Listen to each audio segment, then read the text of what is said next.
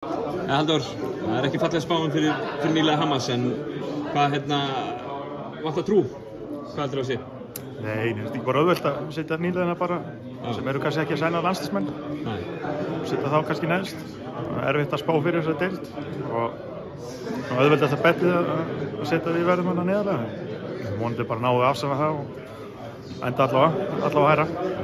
En þið vinnið fyrstöldina, þú veist, þið komist upp í gegnum úrslitum og verið 1.2 miljónir sem fara upp í fyrra. Erum við þessi sterkan hóp í fyrstöldinni og við svona ákveða að veðja á þann hóp að einhverju leyti í efstöld líka? Já, það var bara planið alveg frá byrjun að við myndum halda hérna Kjarna að þeir sem bara áorkuðu það að koma liðinu og í þessum Kjarna eru bara menn sem eru heimamenn og mikið passion bara fyrir þessu og veist, eins og Hósi hjá okkur bara heimamaður líka hérna bara, já, okkur fannst það bara eðlilegast að gefa þeim sénsinn og sjá hvort þeir geti ekki bara glumma sig í úrvalsdeild líka sem ég hef fulla trú á. Með Björn Ásgeir sem fyrirliða nú með Raggi reynda fyrirliða. Raggi, það var í einhverjum leik, Björn Ásgeir fyrirliða í einhverjum leik.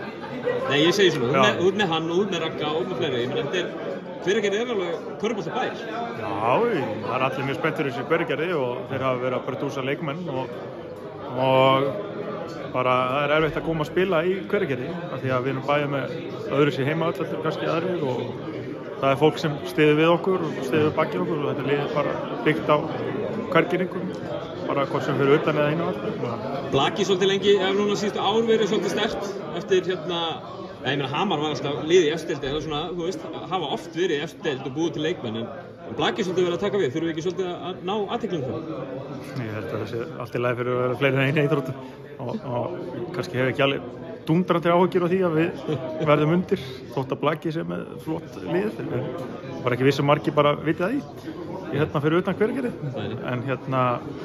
en það er gott að vera með fleiri íþróttir en maður getur spjallað fleiri íþróttamenn en eini, það eru núna 11 eða 12 ár síðan Hamar átti liðið í úrvalsdeild þannig að það eru margir sem hafa ekki upplifað kannski að sjá stemminguna sem fylgir því að vera í úrvalsdeildinni og ég vona bara að við bregðumst ekki því að gefa fólkinu eitthvað sjó hafa gaman og við erum alveg með lið sem er capable í það. Ykkur er spáð niður á bæði fjölmiðlum og forráðamönnum liðana. Þannig var alltaf markmiðið ykkar að lenda í 11. eða 12. sæti. Þið hljótið að stefna úrslitakeppninni. Við erum ekki kannski alveg komið djúpt í markmiðasetningu, við erum bara að reyna að koma okkur heilir til keppnis og það er alltaf bara klárt mál að við ætlum ekki að falla, það myndi enginn fara þannig í en við erum kannski eftir að sjá okkur alveg heila og flotta og sjá hvernig við matchum upp á öðrum liðum til að sjá hvort að við eigum bara ekki að koma, þetta er ekki smá pakki og við séum það Njarðvík sem er með mjög brúin leikmenn sem er bá 9. sæti á meðan við erum kannski með marga leikmenn sem hafa ekki verið ofta að spila þessu svið þannig já, við sjáum en auðvitað væri frábært að komast í úrslitin. Frábært, takk fyrir.